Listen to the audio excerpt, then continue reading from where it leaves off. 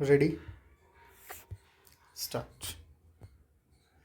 Sir, the very basis of the bill has also been questioned, that is, whether the restructuring of the capital of the institutions is at all needed. It is our view that a developmental agency should be organizationally independent and its board professionalized, having fully fed the Industrial Development Bank of India since its infancy for a decade. The Reserve Bank has placed it in a position of importance. The government have therefore taken the view that the time has arrived to elevate the status of the development bank to that of the principal financial institution. Just as the Reserve Bank is the central bank of the country, the Life Insurance Corporation of India is the principal investment institution. The Development Bank should achieve the status of the principal financial institution, all the three being directly owned by the government. The bill seeks to achieve this purpose. Further, the board of the principal financial institution should reflect the various impulses of different states of India, particularly those which are industrially backward. As I have already explained, you will see from clause 6 of the bill that in a board of 25 members, excepting two who are government officials and two employees of the financial institutions, the rest are professionals in the sense that they represent all India and state level financial institutions, banks, and various fields like science, technology, industry, economics, industrial, cooperative, marketing, etc.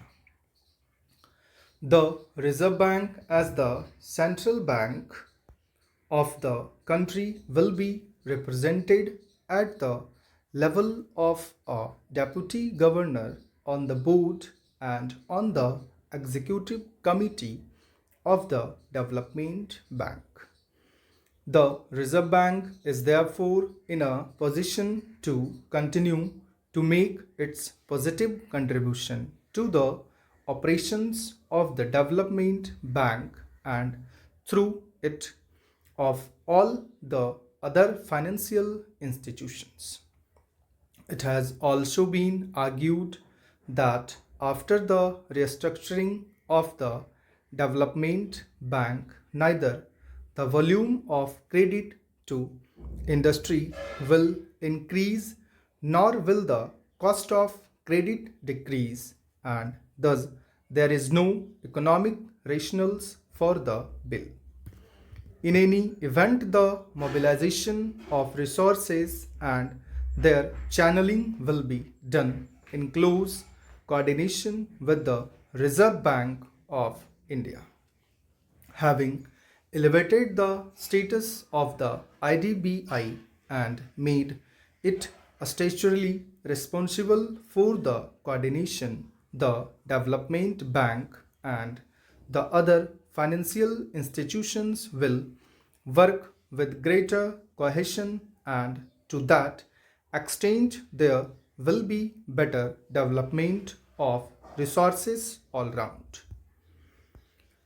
A point has also been raised that with the transfer of the shareholding of the Industrial Development Bank of India from the Reserve Bank to the government, large industrial group would have easier access to institutional finance than before. In the second note of dissent by my honorable friends, a similar point has been made that the credit policies to be followed by the institutions have not been defined. The policy of financing industry, including small scale industry, cooperatives, etc., and the large industrial groups is determined by government. For implementing the policy of government, it is perhaps not very material whether the Industrial Development Bank of India is directly owned by government or owned through the Reserve Bank.